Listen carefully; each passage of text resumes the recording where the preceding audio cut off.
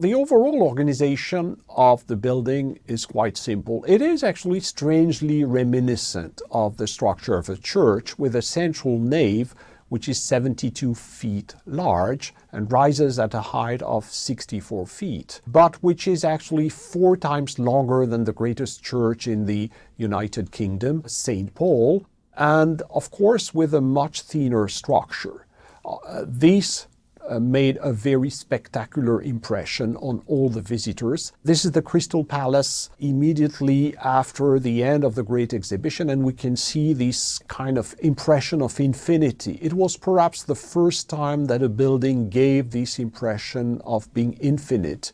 You know, this repetitive, almost infinite space in which the eye got almost lost.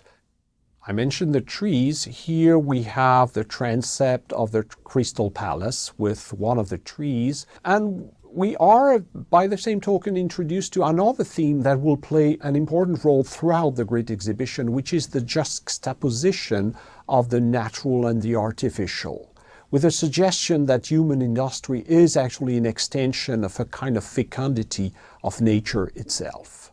The main entrance of the exhibition will through the transept, and people immediately discovered the trees, but also fountains, colors. I'll come back to the ambience of the Great Exhibition because this is also an important aspect that gave the building also its mythical character. Because of its scale, the building confronted its designers to completely unexpected problem. One was actually how to evacuate water, the rain that fell on the roof. Because of the surface the building covered, you know, this problem of how to get rid of the water was actually pretty crucial. The solution adopted, which Paxton had tested, but at a much, much smaller scale in his Lily house, was actually to use hollow columns in which the water would actually be evacuated. The new thing was actually that at the bottom of the column, you found pipes that were directly related to the sewers of the city. So we understand another thing, which is that this is actually the beginning of the merging between the buildings and infrastructure. The building is so large that it becomes commensurable with the urban infrastructure as a whole. Since the construction of the Crystal Palace in 1851, this potential blurring between architecture and infrastructure has been with us repeatedly.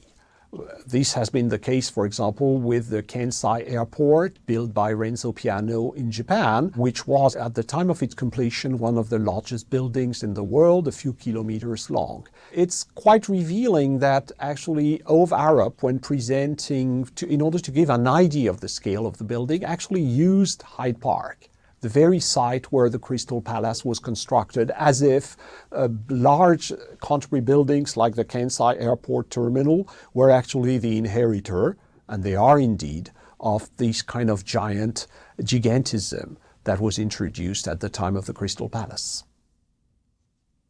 Another interesting aspect to note is actually the kind of double level of reading of a structure like this one. Let's pay attention, for example, to the node. In order to additionally stabilize the structure, you have these giant ties that intersect, and there you have a node in the middle. Look at the complexity of the node. Of course, you don't discover it immediately, but actually iron construction will be marked by this kind of tension between the overall appearance and the details, and the secret complementarity between the two. This is something to keep in mind, is that in iron, because of the very repetitive nature, etc., detail do matter. God is in the detail, as some famous architect would later say. And Paxton is somebody who works, once again, both about the overall scheme, but also in these very minute details. In order to understand that, you know, another buildings built much later, actually the Eiffel Tower of 1889, the overall impression is actually very much dependent of the type of node used. Here you have the typical node of the Eiffel Tower, and there again there is this complementarity between the overall impression and details that are kind of almost subliminal, but do play actually quite an important role in the reading of the structure. The famous art critic and theorist John Ruskin had a very mixed feeling about the Crystal Palace, because of course he was impressed by the performance, as if, as he said, the whole world had been encompassed by a single building. But at the same time, and we'll return to that, he was critical because iron was not his favorite material and he despised industrialization. Nevertheless, saying that the whole world could now be sheltered in a single building introduces another very important dimension of this building, which is a kind of environmental quality. This is a building in which ventilation, the control of humidity, all these questions that we think have arisen only recently were already present. You have to imagine millions of people sweating, etc. You have to imagine the heat, even in London, sometimes you can get sun, and the building can get pretty hot. So the typical problem of a greenhouse, but of course it was a greenhouse not for tropical plants, but for people. This is actually one of the louvers of Paxton, and actually the building is inseparable from complex problems of ventilation that there again we take for granted, but were for the first time really addressed at such a scale. The Crystal Palace was mythical not only because of the very unique ambience it offered to its visitor, but also because of the construction. The construction is an integral part of the myth. One could even say that it was the first time that construction was really as much associated with the meaning of the building. The contemporaries were completely struck by how these standardized pieces arrived on site, were assembled. This is the beginning also of the fascination for dry assemblage.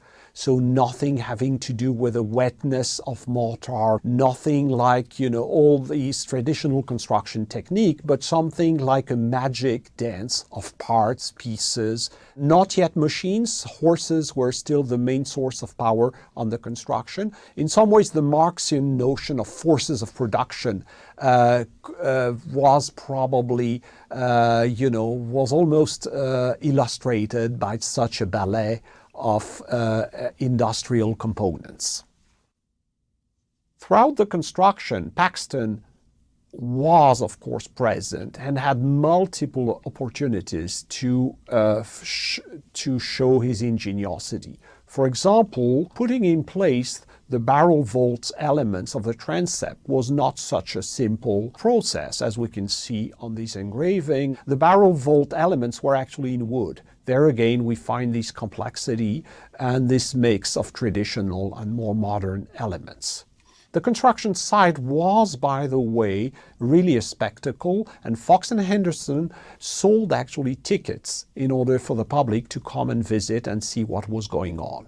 Speaking of ingeniosity, Paxton also designed a number of machines for edging, grazing, for all kinds of purposes on the construction site. Here we find also another interesting aspect of what the Crystal Palace was about, which is a kind of continuity between structural and mechanical engineering, something very specific to the British scene in many respects. On the continent, engineers or builders did not always imagine machines. Here, to design machine and to design a building are part of the same continuum.